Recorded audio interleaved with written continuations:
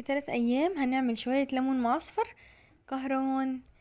3 ايام بس وهيكون مستوي معاكي وجاهز على الاكل، جنب شوية فول بقى، شوية كبدة، اي بقى اكلة كده حلوة محتاجة كده شوية ليمون، هيبقى عندك شوية ليمون كهرمان. تعالى مع بعض نشوف الطريقة بتاعتنا والمكونات، ومتنسيش لايك للفيديو والاشتراك في القناة. اول حاجة هنجيب الليمون، وانتي بتشتري الليمون طالما هنخلله هتيجي تبقى القشرة بتاعته كده يعني ماسكة نفسها كده تخينة شوية، متبقاش ناعمة قوي. الناعمة دي تبقى للعصير احلى، لكن في التخليل يبقى فيها لحم كده ملحمة، تبقى خشنة شوية عشان ما تتهريش منك وتدوب خالص. فهاتيها كده تكون حلوة وملحمة.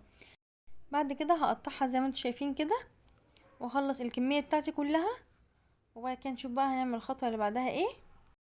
كده خلاص خلصنا الليمون كله وقطعناه واتغسل. هحطه بقى في الحلة واجيب عليه المية اللي هنغلي فيها الليمون، وهدي بس ايه يعني 5 دقايق على النار، مش اكتر من كده عشان ما يتهريش مني. وكمان كان عندي شوية قشر ليمون كده كنت حطاهم برضو، هديهم غلوة عشان احطهم على الوش. كده الليمون خد معانا غلوتين كده حلوين، يا دوبك هو 5 دقايق استوى معايا الليمون. تعالوا بقى نجهز الخلطة اللي هنحشي بيها الليمون. معايا هنا عصير ليمونتين كبار، معلقة كبيرة كده من هريسة الشطة، معلقتين كبار من العصفر، وكمان معلقة كبيرة من حبة البركة، وهحط معلقتين من الخل، ومعلقة صغيرة من الملح، وشوية زيت، يعني معلقتين 3 كبار من الزيت. بس كده هو دي الخلطة اللي هنحشي بيها الليمون اللي هيطلع معانا زي العسل كده وطعمه حلو. هحشي بقى الليمون كله من جوه كده بالخلطة اللي احنا عملناها دي، وانزل بيها في برطمان يكون متعقم يعني مغسول كده كويس بمية دافية كده وسخنة، وهصفيه واسيبه خالص لغاية لما ينشف تماما، واحط فيه الليمون بتاعي. بس كده هحشي بقى الليمون كله بالخلطة اللي احنا عاملينها دي واخلصه واوريكم شكله عامل ازاي. وهجهز معايا بقى حوالي لتر من المية اللي هخلل فيه الليمون، تكون مغلية وتدفى كده شوية تبرد خالص. هنزل بيه 3 معالق كبار من الملح على المية، وهقلبهم وعليهم نص معلقة كبيرة من الكركم ومعلقتين كبار من الخل. بس كده مش هنضيف اي حاجة تاني.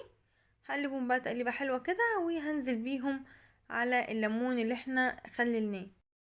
هغطي بقى الليمون كده بالمية واسيب بس اللي هو حاجة بسيطة كده، عشان هنحط عليها كمان شوية زيت من فوق كده، وعشان ما يدخليش اي هوا خالص لليمون يعمل اي عفانة من فوق او اي بكتيريا. هحط كده يعني معلقتين كبار كده من الزيت، وهنزل بيهم كده على الوش، وحط كمان قشور الليمون اللي احنا غليناها اللي كنا حاطينها في الفريزر.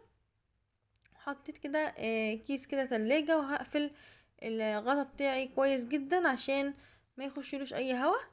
وبس كده 3 ايام تاكلي احلى شوية ليمون. بعد 3 ايام هوريكي شكل الليمون عامل ازاي. عدى 3 ايام على الليمون اللي احنا خللناه سوا. نفتح بقى البرطمان بتاعنا ونشوف الليمون شكله عامل ازاي والتسوية بتاعته، وندوق كده مع بعض ونشوف الليمون بتاعنا. بصوا كده مبدئيا شكل الليمون عامل ازاي، تحس ان هو عامل زي الكهرمان كده. بص حتى القشور اللي فوق استوت كده وبقت جميله. عايزه اقولك طعمه حلو جدا.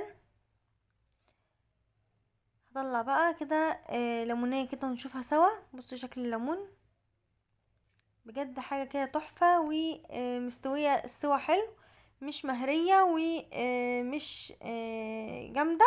الليمونه مستويه سوا مظبوط، هو يدوبك 5 دقايق بس وتدفع عليها. طعمه حلو جدا جنب شويه بقى فول على الفطار، شويه كبده، شوية فاصوليا، بصارة، اي اكلة كده من الاكلات الحلوة اللي بتحتاج الليمون كده جنبها. هيبقى عندنا احلى ليمون عاملينه بايدينا في البيت. بجد طعمه حلو جدا. جربوه وقولوا ايه رأيكم في الكومنت. يا رب يكون عجبتكم الطريقة. لو عجبتكم الطريقة متنسوش تعملوا لايك وشير وتشتركوا في القناة عشان يوصلكوا كل الفيديوهات الجاية. كنت معكم مطبخ لينا، باي باي.